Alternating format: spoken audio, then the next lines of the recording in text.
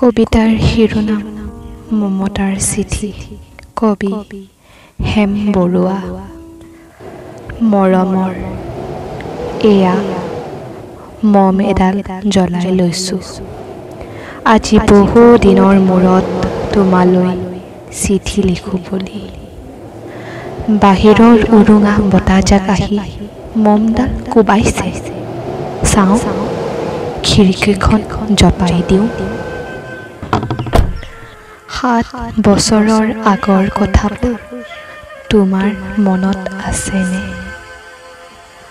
আমি যে নতুন জীৱনটোৰ পাতনি মেলিছিলোঁ। মোৰ গাত সেই অচিনাকি নিচা বাৰুকৈ লাগিছিল। সিদিনা আছিল কাতিৰ কুঁৱলীসনা কোমল পুৱা। পদূলিত তলসৰা শেৱালিবোৰ উপচি আছিল আৰু সন্ধিয়া মই তোমালোকৰ ঘৰলৈ নকৈ আহিবৰ দিনা আকাশৰ মেঘৰ মোহনাত হালধীয়া জোনটো নাওখন লৈ আমাক যে ৰিঙিয়াই মাতিছিল তৰাৰ দেশলৈ। মই লোৱা কঁকালৰ ৰিহাখনলৈ তুমি বাৰু তেনেকৈ কিয় একেথৰে চাইছিলা? মোৰ কেনে লাগিছিল জানা? তুমি যেন কোনোবা দূৰ বিদেশৰ স্বপ্নাতুৰ আলোকৰ মানুহ আৰু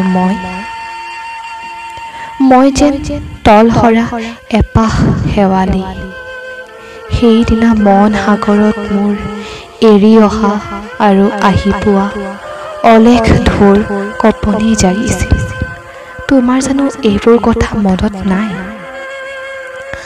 আমাৰ দেউতাই যে চিঠি লিখিছিলে, আই তই নতুন ঘৰত হাঁহি মাতি থাকিবি।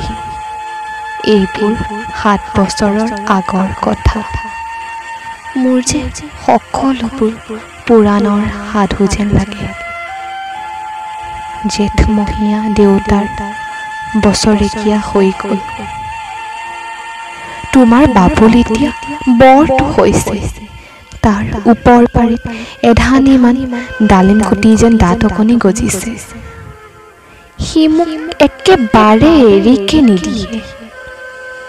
কেতিয়াবা মোৰ যে ইমান খং উঠে, তুমি নাই নহয় সেইকাৰণে।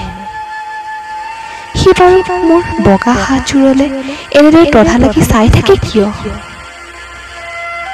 তাৰ উপজাৰে পৰা এইযোৰ কাপোৰ চিনাকি, সেইকাৰণে নহয়। বাবুল এতিয়া বৰটো হৈছে বুজিছা।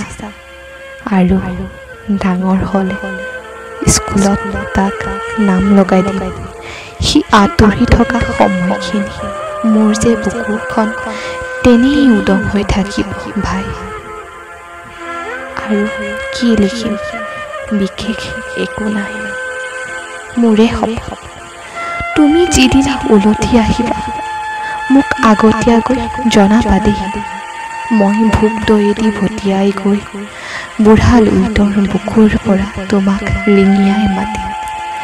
তুমি যিদিনা উলটি আহিবা মোক আগতীয়াকৈ জনাবলৈ নাপাহৰিবা দেই। মৰম ল'বা। ইতি তোমাৰ মমতা। পুনৰ এইবাৰ বুজিছা, মাঘৰ মেজিৰ জুইকুৰা বৰ ৰঙাকৈ জ্বলিছিল। আমাৰ আইতাৰ কলি ছাগলীজনীৰ 2টা পোৱালি জগিছে। এটা সুত বগা আৰু আনটো পখৰা। ধন্যবাদ।